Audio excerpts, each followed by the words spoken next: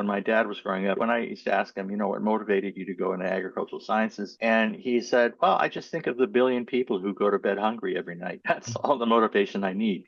Fewer of those people exist. They're still around and we still have problems, even in an advanced country like our own. But the key issue in terms of food security or food insecurity is that while we've had that progress, we're still exposed to the risk. Welcome to Richard Haw's YouTube channel, which looks at what we can do today to make Hawaii Island a more sustainable place to live so our grandchildren and their grandchildren won't be priced out of here and will be able to stay in Hawaii and live good lives here. Today, Richard and I are talking to Paul Brewbaker, the longtime chief economist for Bank of Hawaii. Now retired, he works as a Hawaii economics consultant with his TZ Economics. We talked with Paul in a previous video last summer. I will post a link to that first discussion we had in the discussion box below. That one was with Paul and Oceanit founder Patrick Sullivan, and we talked about a white paper they just published called Hawaii, Losing the Future, ?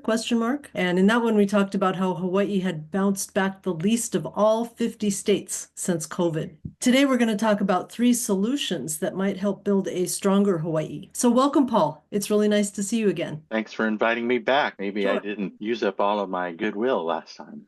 You're still welcome here. So I've been looking at 3 different things, geothermal, bamboo, and food security, 3 different subjects to get to an endpoint where we can help future generations.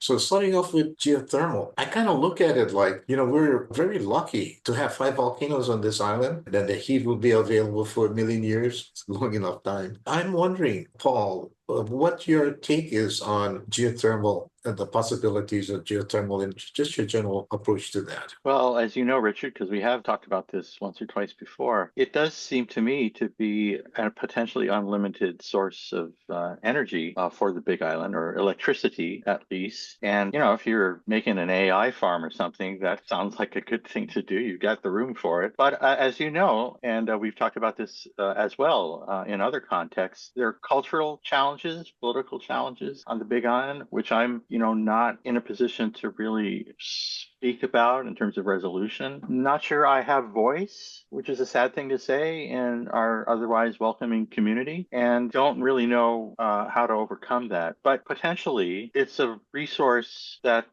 is essentially of unlimited dimensions for the Big Island. Nothing but opportunity, as far as I can tell. So as an economist, what do you see could happen? Give us the best case scenario in terms of geothermal. The thing about generating electricity or, any kind of power is that there's a fixed cost of the installation of the capital for extracting the resource, whether it's a carbon source fuel that then has to be processed, or wind that can be harvested sometimes but not others, or sunlight that is available half the day, half of every day. Geothermal is just there. So you don't have to do other thing except the installation of the capture and transformation mechanism, the generators. And after that, there's no variable cost. You're not paying per gallon, or per barrel of oil, or in the case of something like nuclear power, which would last a really long time for the kinds of protocols that are necessary for safety and then also for disposal of a waste material. So there's actually a joint product opportunity as a result of having generated electricity. Basically fixed cost, no variable cost or labor cost, but it's 5 people that know how to run computers. And then you can scale it as far as the Big Island's demand for electricity extends. It makes a lot of sense to me. And as I say, the reasons why Big Island got a head start on this and then failed to continue have nothing to do with the economic of production of the electricity in this format, or the engineering or any of the technical parts of it. And people all over the world, from New Zealand to Iceland to Italy, people use geothermal all over the planet. I'm the guy who doesn't understand why Big Island isn't already there. Yeah, the Big Island has 5 volcanoes. So it's a matter of risk management as well as the economics that you're talking about. So we can choose the risks that we want to accept. We don't have to be in Puna, where it's or Kilauea, or on the slopes of Mauna Loa. We can be on the slopes of Mauna Kea. We could Kohala Mountains. There are various different places we can extract the heat from. If we're looking down the road, like the Hawaiians used to look at things 7 generations from now, let's say 100, 150 years from now, most of the other sources involve finite resources. So finite resources kind of implies that the price is going up. On the other hand, the geothermal heat is steady. It'll be more cost effective in the future. than it is even today. And today it's in pretty good shape. You know, Yeah. Richard, we know from the volcanology, from the geology, that the nature of Hawaiian volcanoes is that they tend to be, relatively calm.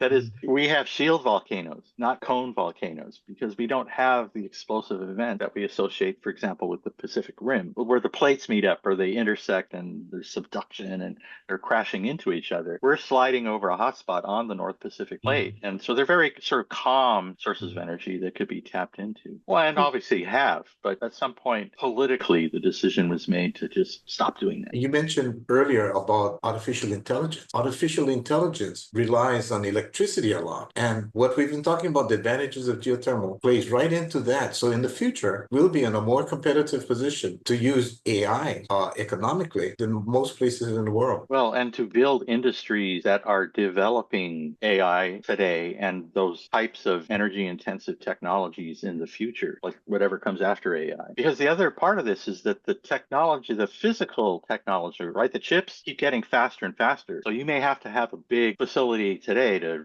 run large language models or whatever it is. But as the chips get faster, you can scale your capacity without building bigger plants over time. The same way, our technologies allow us to do things on a smartphone. I'm looking for my smartphone here that weren't even possible on a big desktop computer 30 years ago. So it's an investment not just in efficient generation of energy for our uses today, but for opportunities in the future that allow us to scale what's already there as we get more efficient with technological progress. You hear about these other places that make great use of geothermal, like you mentioned, New Zealand and Iceland, and they all have really strong cultural connections to their land also, but they see this as a gift. So it's such a different, I wonder if we will ever get there. How did we disconnect from the Polynesian cultural foundations that have led the Kiwis to figure this out? In a way, we haven't. Our community has not been able to figure this out. So I don't understand it, but I'm not a cultural practitioner. I'm a wannabe math nerd that pretends I'm a financial economics nerd.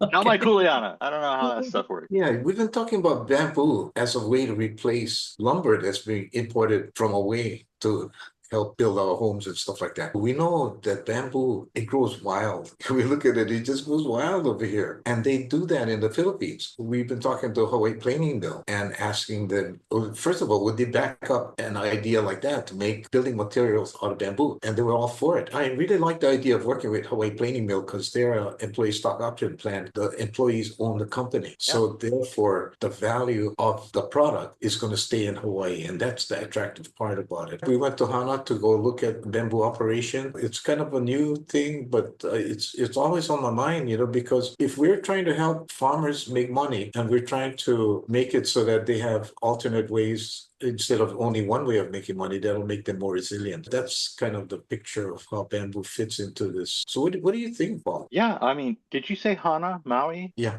So here's the thing about agricultural production, agricultural economics, and about production in general. So the spatial part of it is often forgotten. And the challenge for somebody at the end of the road in Hana, Maui, for example, is that they face a transportation cost problem that may not exist, for example, up and down the Hamakua coast from Konaka'a down to Hilo. So right off the top, in areas where former plantation lands, the infrastructure that came along with them, the irrigation ditches, the transportation corridors, the links to the harbors if you're going to be exporting, or if you're going to be importing the kinds of materials that need to be blended into, as the feedstock that you're generating in an agroforestry or a silvicultural application. Those things, loom very large. Hey, props to the guys in Hana, but you're at the end of the road. So, whatever you can do in, say, Pepekeo, if they can do it in Hana, Garants, you can do as well in a place that has certain spatial advantages. And you're preaching to the choir here a little bit. As a graduate student, I hung around the forest products lab of the University of Wisconsin Department of Ag. I took courses in ag econ, and agriculture and natural resource economics was my third field. So I hung out over there, and then the rest of the time I was over with the straight econ guys. That was a big thing, in the Cretaceous era when I was a graduate student. This idea of taking fiber and using modern material science to make wood products that were better than the actual wood themselves. And so you've seen this, over the last half century. It's of particular interest in tropical environments where you have fast-growing species, no winter kill, and the ability to really accelerate the production process relying on the 365-day-a-year growing cycle. Obviously, there's a need for affordable building materials. That need is going to become even more acute as a result of the Trump tariffs and the tariffs on Canada, which have been imposed earlier this year. And we know this from the last round of Trump tariffs in 2018. We can see what happened then, and it's going to happen and be even more adverse to the construction of housing and for the costs of imported building materials in general. Not that I'm opposed to building imported goods, and I think it's important to remember that if you look at an industry like the motor vehicular assembly or automobile industry writ large, about 55 to 65%, the majority of the components of a modern motor vehicle assembled in the United States or in North America or Canada and Mexico. Generally, a majority of the components are sourced across borders, and that's what makes them better cars. And so for the same reason, if we can integrate into onshore source, fiber material, the material science technologies that allow us to manufacture wood product in Hawaii, so we can use a source like bamboo or any of the other tropical hardwoods that, might have potential. If you can make it work, we should be going for it. That's what I would say. I'd like to add a little bit about the bamboo. What they do is they put it in cylinders under pressure and heat to get rid of the sugars to make it termite proof. What they do is, because the bamboo has unique qualities, they're really strong and they put it in 8-foot lengths, first of all. Then they stuck something on one end and push it through, and it splits it up into small little pieces, long 8-foot lengths of pieces. And then they glue it back together to replace 2x3s, 3x3s, 4x4s, etc., etc. So it's easy for the potential farmer to drive his four-wheel drive truck with a trailer, 8-foot, drop it off, go back to doing what they're doing. And the bamboo can be grown in some places that maybe sugarcane was growing. There's a reason why people don't plant where sugarcane was. It's because sugarcane tends to collect the moisture, makes it soggy and stuff like that. So you could plant just a certain percentage, let's say 10% of your farming area along place you normally wouldn't use that could work close to a soggy area and make it useful and make money. So it's just another way of trying to help the farmer make money. Yeah. It sounds like such a great idea. What would it take to get going with something like that? What do you First think? of all, we got to get it started, the right varieties. And, we know already. And then we need to go, and I've proposed to the head of CTAR, College of Tropical Agriculture, to go visit David Sand's operation in the Philippines to see how they do it. And then try to figure out a way so that we can have a demonstration and show farmers that it can work, because we got to get enough scale. But I think it could work if you could make some extra money with minimum amount of effort. But it's kind of new, but the potential is quite big, I think. To your point about former sugarcane lands, Richard, sugarcane is a grass, of course, but so is bamboo.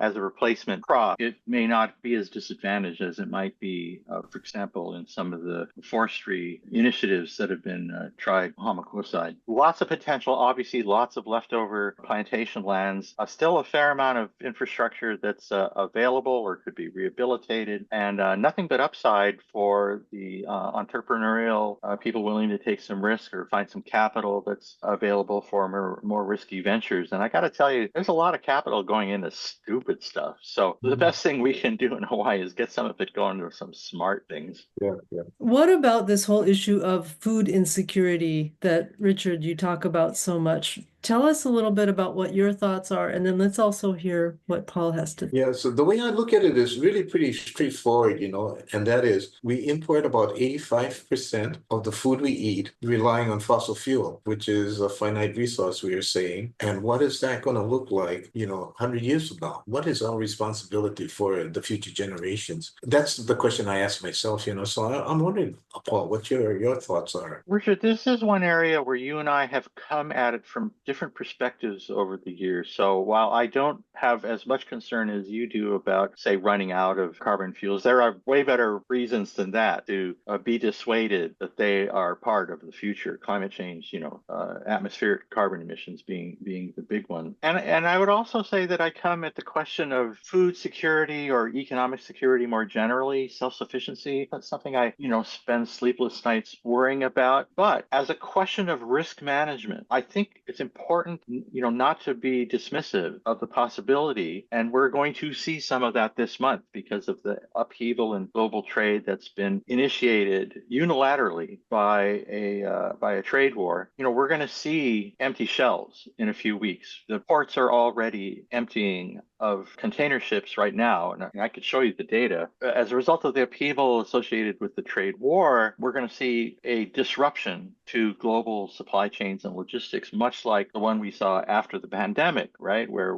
everything shut down for 6 months. And then when things started up, they started up not at the same time. Like people were ready to go back to doing whatever, but the factories haven't started up in some places, or the container ships and the empty containers are on one side of the ocean, the vessels are on the other. I mean, all of that kind of stuff that happened in 2021, primarily in the early part of 2022. It's that kind of volatility, even if you're not as concerned on a routine basis or say in the long run that these supply chains are vulnerable. They are vulnerable to disruption. And who would have thought, 3 months ago that we'd be talking about empty shelves in May? Now, of course, if you had planted some corn 3 months ago, you'd be harvesting it right now.